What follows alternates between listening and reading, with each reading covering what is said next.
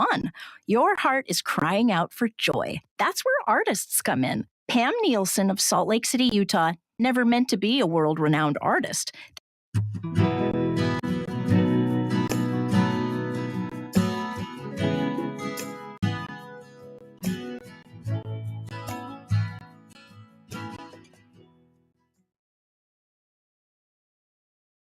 Surfaces, Pam felt transformed.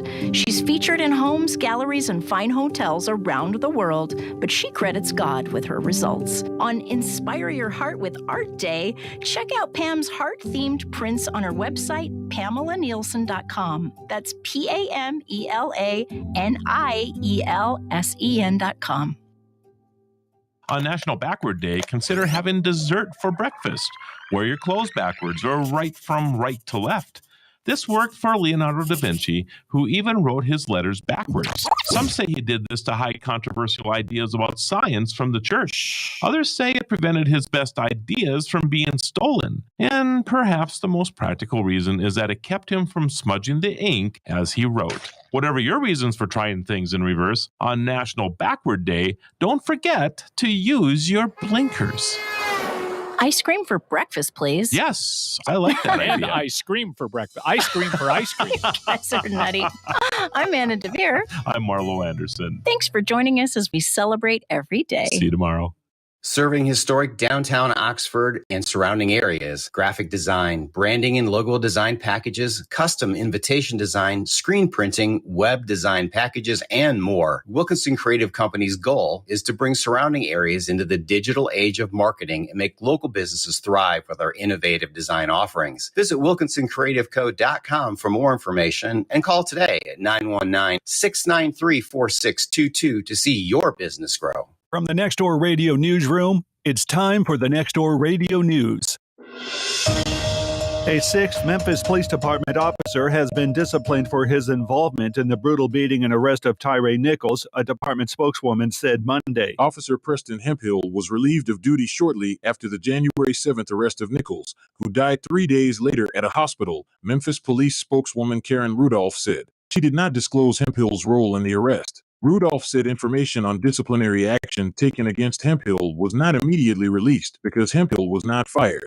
Davis Richards reporting. A suicide bomber struck a crowded mosque inside a police compound in Pakistan on Monday, causing the roof to collapse and killing at least 59 people and wounding more than 150 others, officials said. Most of the casualties were police officers. It was not clear how the bomber was able to slip into the walled compound, which houses the police headquarters in the northwestern city of Peshawar and is itself located in a high-security zone with other government buildings. Sarbarkaf Mohmand, a commander for the Pakistani Taliban, claimed responsibility for the attack on Twitter. Harry Michaels reporting. When President Joe Biden signed a $369 billion Inflation Reduction Act in August, supporters hailed the measure as the largest climate investment in the nation's history. But questions remain about what the spending would ultimately achieve. The majority of the funding took the form of tax credits meant to incentivize private investment in clean energy, such as wind and solar, and in theory, boost U.S. production of renewables as the nation pursues ambitious carbon emissions goals and a supply chain less dependent on China. Torvi Rodriguez reporting. Speaker Kevin McCarthy says he's set to meet with President Joe Biden on Wednesday to discuss the Republican House majority's views on federal government spending and raising the country's borrowing limit in order to avoid a debt default. House official confirmed that Biden will host McCarthy at the White House on Wednesday.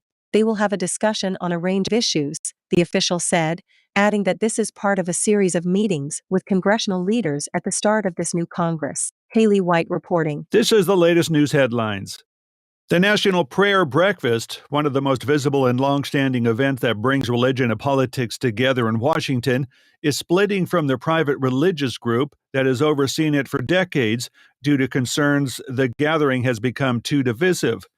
The organizer and host for this year's breakfast, scheduled for Thursday, will be the National Prayer Breakfast Foundation, headed by former Senator Mark Pryor, a Democrat from Arkansas.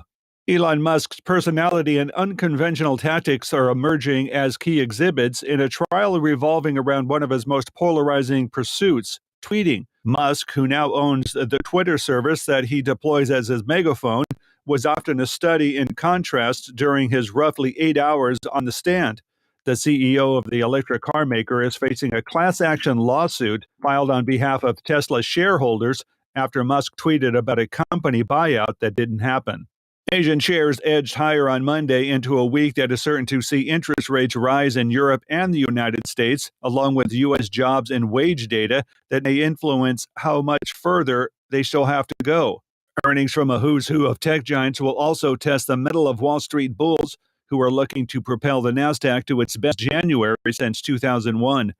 Early Monday, the index was up 0.2%, while Chinese blue chips climbed 1.3% after returning from the holidays. Former President Donald Trump made his campaign debut for his 2024 run on Saturday in 2 early key voting states. Trump's first stop was in New Hampshire, where he teased a ramp-up in campaign events, laid out an agenda focused on crime, immigration, and education, and criticized the investigation into classified documents found at his Mar-a-Lago estate. Looking to re-energize his campaign, Trump addressed skepticism and criticisms that he hasn't been on the road since his announcement back in November. And that's the latest news headlines. I'm Alan Edwards. Good morning. This is Matthew on Nextdoor Radio with your weather forecast on this Tuesday. Overcast and lightly raining this afternoon and evening with a light breeze at 4 miles per hour out of the south-southwest and temps near 56. We will have sprinkles tonight and be above freezing at 39. And a mixture of very light showers and clouds tomorrow and a high 40. Clouds in the early morning but otherwise sprinkles Thursday with a temp of 41. This forecast is sponsored by Vanco Outdoor Equipment. Thank you for supporting Nextdoor Radio, your local online Nextdoor neighbor. A pair of producers for Live with Kelly and Ryan succeeded where the host failed and broke a Guinness World Record for donning the most sweaters in 30 seconds.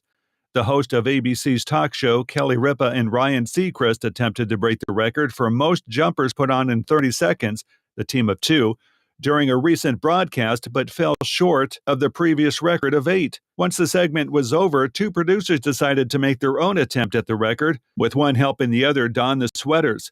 A Guinness adjudicator on the set verified the 2 managed to put on the 9 sweaters in the 30-second time limit, earning the title.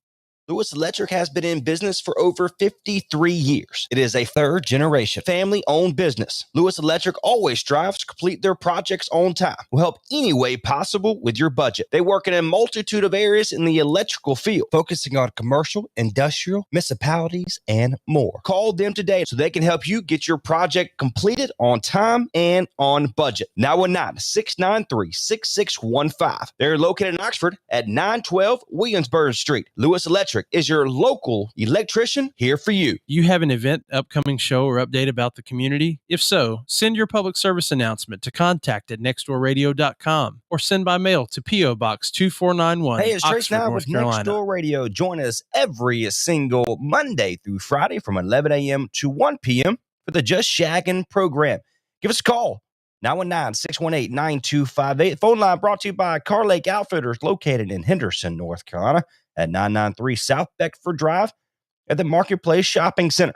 Just Shaggin', where we play a little new, a little old, and everything in between, weekdays from 11 a.m. to 1 p.m. here on It's the New Nextdoor Music Radio. Update, highlighting what's new in Christian music each week. Presented by NewReleaseToday.com. I'm Jeremiah St. James, and this is what's new in Christian music: Jealousy. An